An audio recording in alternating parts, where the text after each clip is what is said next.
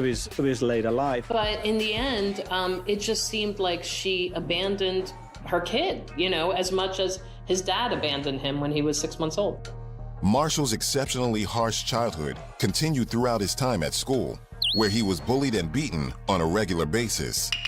A white kid moving around constantly from place to place in black schools, black neighborhoods.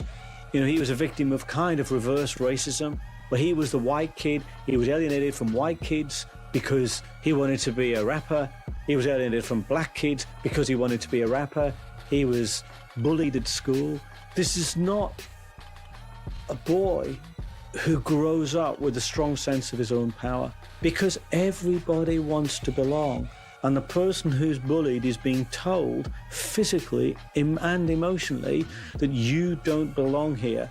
And not only do you not belong here, we are going to punish you simply for who and what you are. And that's what he had to put up with. He was punished and beaten for who and what he was. A small, weak, white kid in a black neighborhood trying to just survive and use whatever he could to survive. And it reached the point where in the famous song he wrote called Brain Damage, where he talks about the guy who literally put him in a coma. 5 days he spent in a coma. It could have killed him. But the beatings didn't stop there. They just carried on. When he recovered from his coma, it just carried on. It wasn't as if he was subject to isolated acts of bullying. It was sustained bullying over an entire childhood, right through his teenage years. And that's difficult, almost crippling for anybody to live with. And let's give him credit here for anybody to deal with what he had to deal with and come out of it as he did, purely for surviving it. Never mind what he did with it and what his creativity did with it, purely for surviving it. He deserves a medal.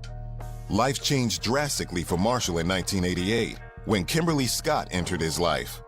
Debbie Mathers had always wanted a daughter, and she jumped at a chance to foster Kim. And Marshall was about to enter into a relationship that would have a hugely significant impact on his life. When Eminem was 15, she adopted Kim, who was later to become Eminem's wife, you know, and lover, and we know all about how complex that relationship was. And amid these warring women, because Kim and Eminem and Kim and Debbie, everybody was fighting. It was a very turbulent environment. Among all these women fighting, you've got this, by Eminem's own admission, he described himself as a child. He said, I was puny, timid. So you have this puny, timid child among these warring women.